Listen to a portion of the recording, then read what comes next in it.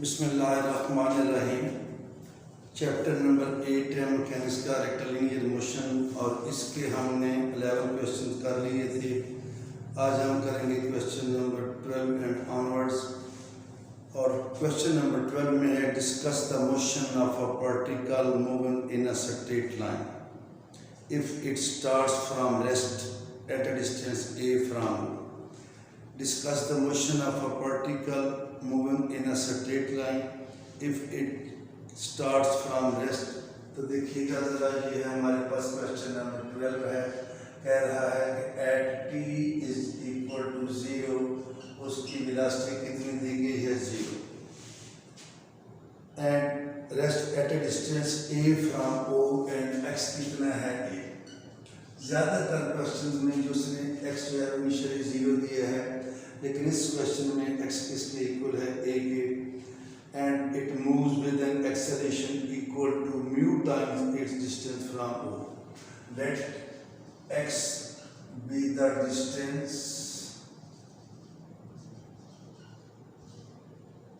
Of particle from o, then acceleration, वो कह रहे हैं acceleration is equal to mu times its distance from, और हम इसको सॉल्व करेंगे। हमारे पास है, ये देखें एक्सेलरेशन जो है ये दिया गया x की शक्ल में। किसमें दिया गया है? x की शक्ल में। तो हमें इसको क्या करना है? Acceleration this is equal to, यहाँ dv बाई dt नहीं लगेगा, क्या लगेगा? v dv by dx। किसके इक्वल आएगा? Mu x। v dv क्या आएगा? Mu x dx। तीन चीजें मैंने आपको पहले भी बताया है, v है, x है और t है। इन तीन में से हम कोई दो फाइंड करेंगे। x दिया गया है तो v ले लेंगे और t ले लेंगे in the form of x। तो इसको हम फिर इंटीग्रेट करेंगे। v dv हमारे पास आएगा म्यू x और dx।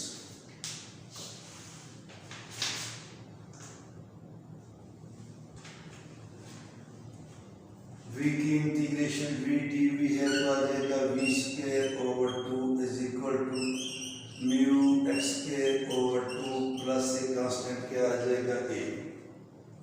और यहाँ पे हम a को फाइंड करेंगे by using the initial conditions. तो देखें at x is equal to a, v is equal to 0, तो ये 0 आएगा, ये आएगा mu square by 2 plus a। तो फिर हमारे पास a कितना आ गया? a आया माइनस म्यू स्क्वायर बाई 2। इस a की वैल्यू को यहाँ पुट करेंगे तो हमारे पास आएगा v square by 2 mu x square by 2 minus mu square by 2। तो 2 सारा कैंसिल हो रहा है, v स्क्वायर आएगा mu x square minus mu a square, v square आया mu x square minus a square, तो v आ जाएगा हमारे पास mu x square minus a square का स्क्वायर रूट। तो we have find the velocity in terms of x। एक answer आ गया। और हम लेंगे now what is v dx by dt। जब dx बाई dt है तो इसके भी स्क्वायर रूट हम अलग कर लेंगे, ये आ जाएगा x स्क्वायर और इस तरह। वेरिएबल को सेपरेट करना है, dx आएगा म्यू का square root x square minus a square और इधर क्या आ जाएगा dt। अब dt के साथ कोई x वाली रकम नहीं होनी चाहिए, तो ये आ जाएगा हमारे पास dx over x square minus a square और इधर आएगा mu under root dt। Variable separate हो गए तो इसको भी इंटीग्रेट करेंगे, dx x square minus a square और ये आएगा हमारे पास, ये है x square minus a square mu under root dt। इसकी इंटीग्रेशन आएगी cos hyperbolic inverse x over, और ये आ जाएगा mu under root t plus a constant b.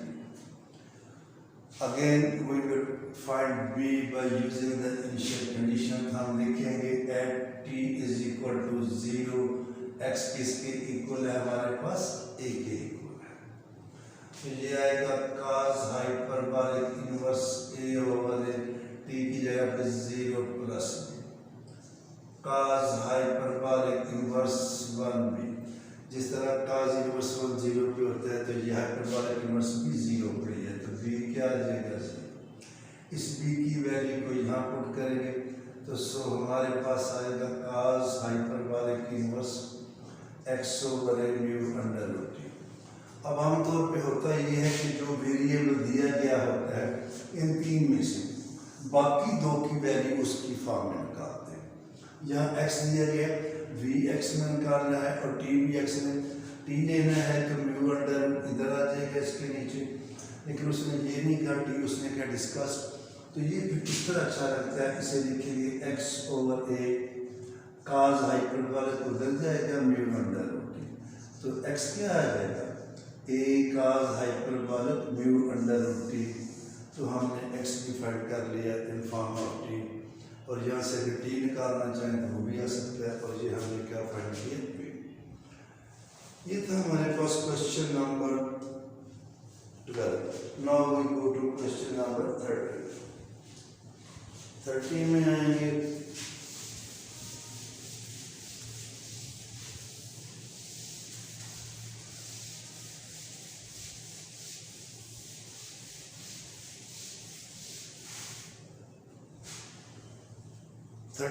A particle moves in a straight line, starts with the velocity u, starts with the velocity u। तो ये है at t is equal to 0 particle की velocity कितनी है u, and has acceleration v। ये book वाले ने हमें acceleration कितना दे दिया है v, where v is the velocity of the particle at any time t। Find the velocity and time. अब ये बता दिए उसने कि हमने क्या फाइंड करना है, वेलोसिटी फाइंड करनी है और टाइम फाइंड करना है as a distance of x, as a function of the distance. तो v को भी x की फॉर्म में फाइंड करना है, t को भी x as a function of the distance travelled by the particle. इसी तरह जैसे पहले किए, अगेन ये बहुत ईजी है। अब यहाँ पे देखिए एक्सेलरेशन है dv बाई dt, उससे सॉल्व हो जाएगा लेकिन लेंथी होगा, तो हमें 2 दफ़ा करना पड़ेगा, क्योंकि हमने v को भी x में फाइंड करना है t को भी। तो यहाँ हमारे लिए इजी होगा, हम ये लिखें acceleration is equal to v dv over dx is equal to xt। इसे लिखेंगे v dv over v cube is equal to dx। क्या आएगा 1 over v square dv dx। Variable separate हो गए हैं, इसे करेंगे इंटीग्रेट। 1 ओवर वी स्क्वायर की इंटीग्रेशन क्या होती है -1 ओवर वी, क्योंकि 1 ओवर वी का डेरिवेटिव होता है -1 ओवर वी स्क्वायर, और -1 ओवर वी का होता है +1 ओवर वी स्क्वायर। इधर आएगा x प्लस से कांस्टेंट a। अगेन उधर आएंगे, ये देखें at t is equal to 0 v is equal to u, ये मैंने पहले भी बताया, जब वो x का नहीं जिक्र करेगा तो x को भी क्या लेंगे 0। तो देखें at x is equal to 0 v, उसने हमें क्या दिया है u दिया है।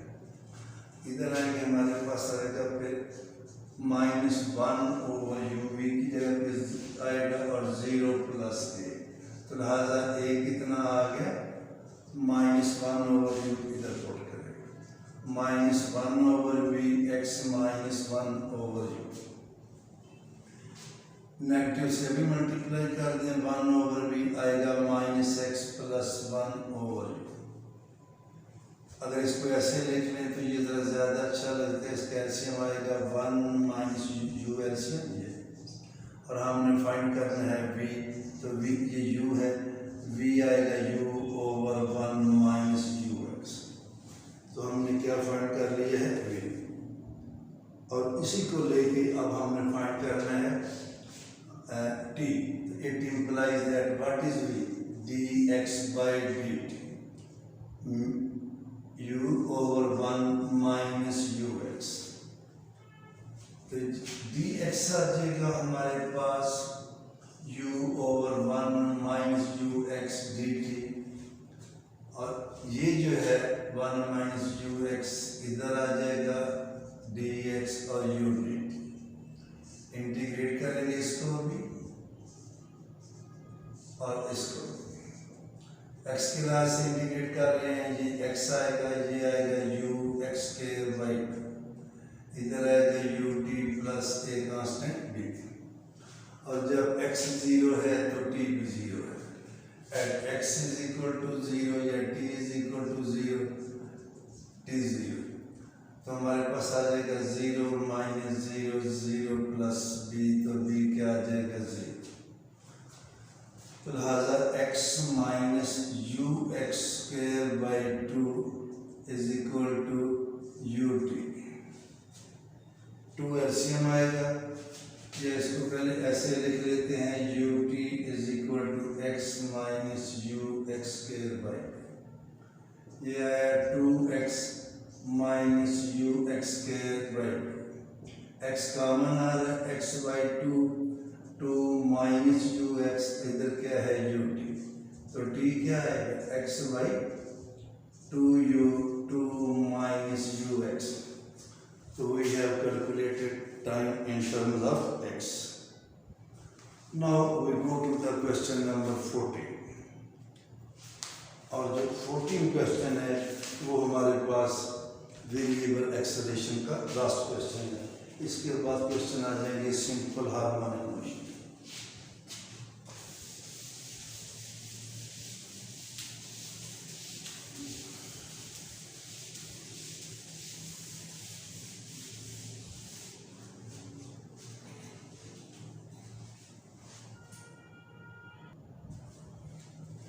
क्वेश्चन नंबर 14 है हमारे पास, और क्वेश्चन नंबर 14 में है the acceleration of a particle falling freely under the gravitational pull is equal to k over x square.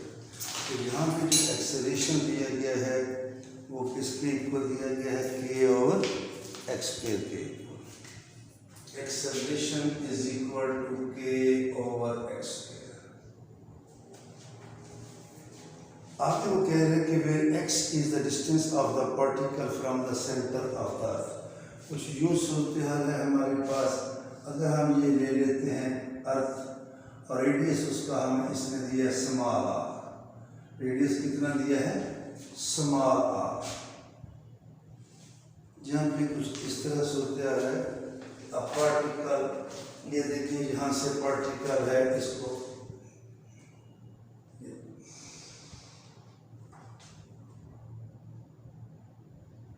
इस पॉइंट को मैं कोई O पॉइंट या A पॉइंट कह देता हूँ। ये डिस्टेंस जो है बुक वाले ने दिया है हमें कैपिटल R, ये centre of the earth R है।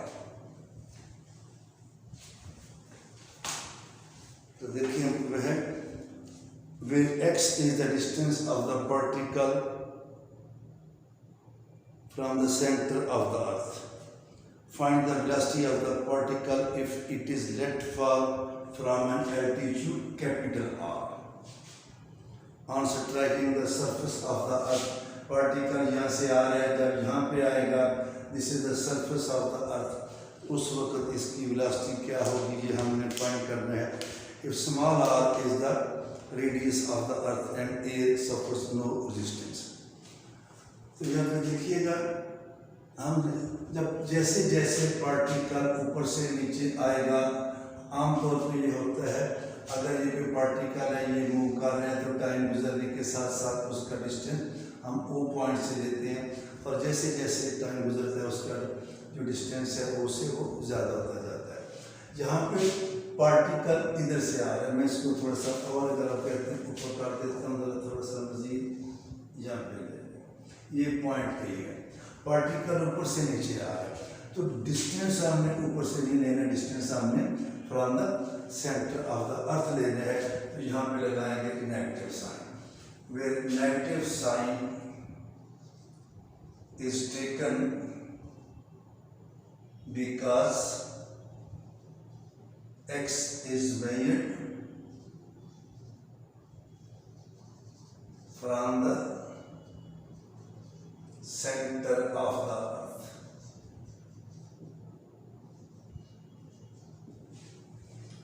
और ये पॉइंट, इसे मैं बी का नाम दे देता हूँ, ये पॉइंट बी। जब पार्टिकल यहाँ पे आएगा, नीचे आ रहा है, जब बी पॉइंट पे आएगा, it will strike the surface of the earth, then what will be the its velocity? तो मैं कह देता हूँ कि let v is the velocity of particle on striking the earth surface। तो जब वो अर्थ की सरफेस को टकराएगा तो उसकी वेलोसिटी भी होगी। देन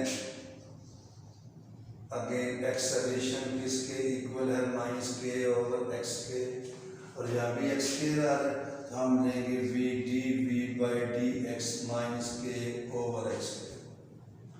वी डी वी किसके इक्वल आएगा, माइनस के ओवर एक्स के डी एक्स।